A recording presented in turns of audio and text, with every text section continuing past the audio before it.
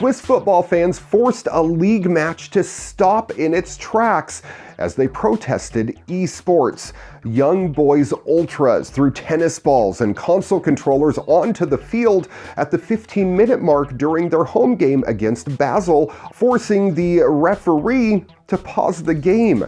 As reported by the Associated Press, fans also unfurled a giant pause button flag to protest esports, and even the away supporters got stuck in with a flag of their very own. The match was held up by this pre-planned protest for just a few minutes, but the message was clear. The hardcore football fans of both clubs want nothing to do with esports. An increasingly number of football clubs are investing in esports, with some sponsoring professional players and even teams. Now, while Young Boys doesn't have an esports team, Basel does for the football video game FIFA. It looks like the fans who watch these teams week in, week out would rather see their clubs invest in the real world of football rather than the virtual one. Clearly, Young Boys weren't put off their game by the esports protest. They went on to humiliate Basel 7-1. Two new reports suggest that electronically stimulating the spinal cords of accident victims can let them walk again. Paralysis is caused when a person's spinal cord gets injured or severed in an accident.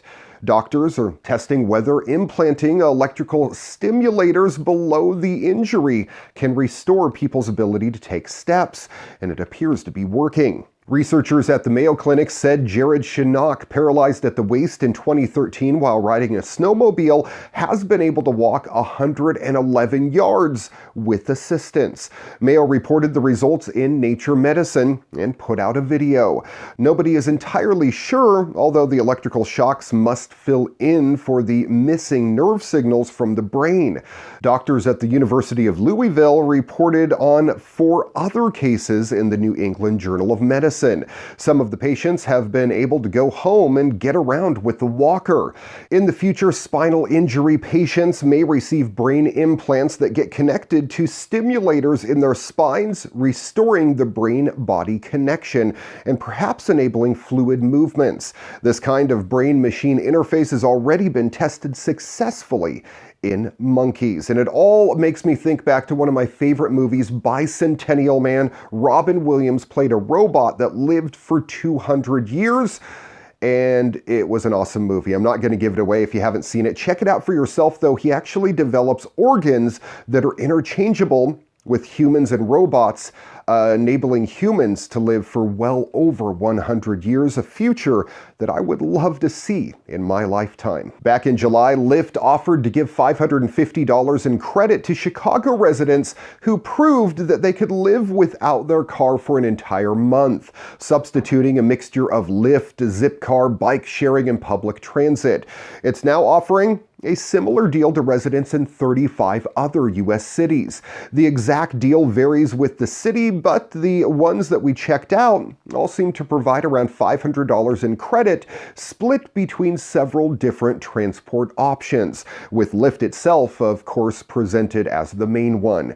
Lyft President John Zimmer argued to The Verge that it was more than just a marketing gimmick. Rather, this is part of a concerted effort to jolt Americans out of their comfort zones and persuade them to give up the convenience of personal car ownership for good. This is pretty cool. You can now turn your car into a whole new ride with Harman Spark and get emergency crash assistance, diagnostics, location-based services, 4G LTE Wi-Fi hotspot, and a whole lot more, all with a little tiny dongle that you plug into your car.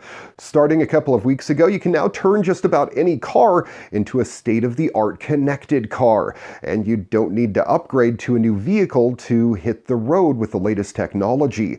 Harman Spark One is exclusively offered by AT&T for $79.99. Rate plans start at just $5 per month for plans without Wi-Fi.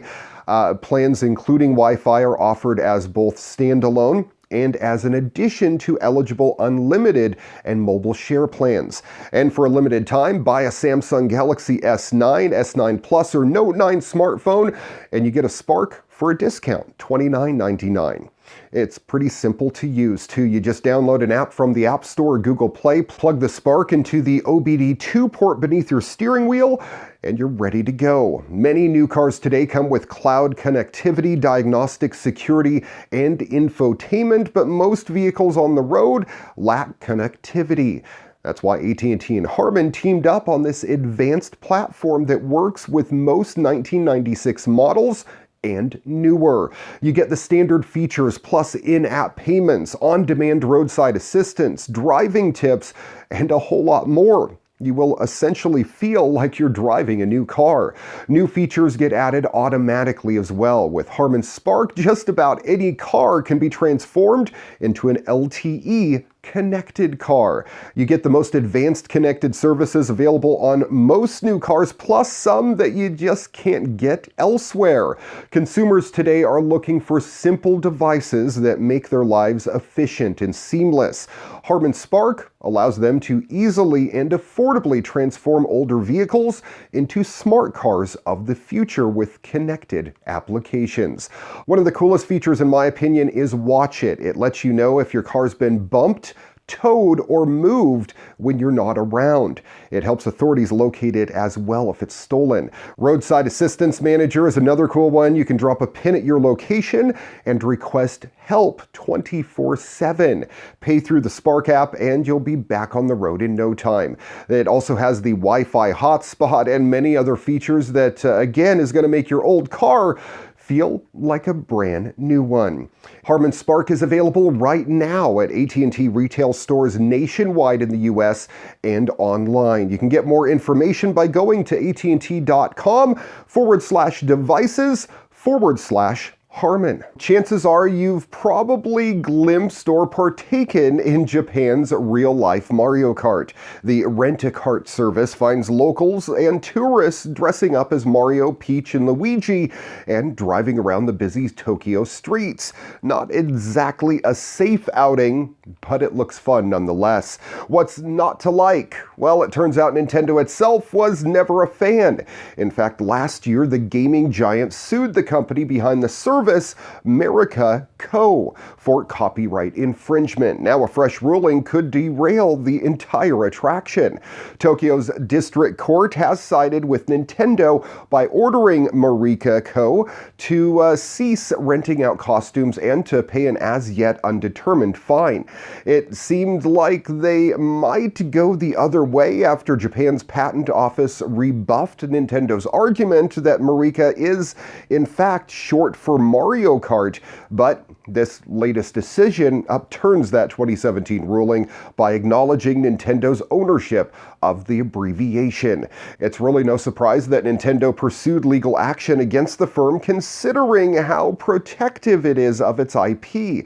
It also plans to introduce its own real-life Mario Kart attraction at its upcoming Super Nintendo World in Universal Studios, and has brought the game to VR, complete with physical vehicles.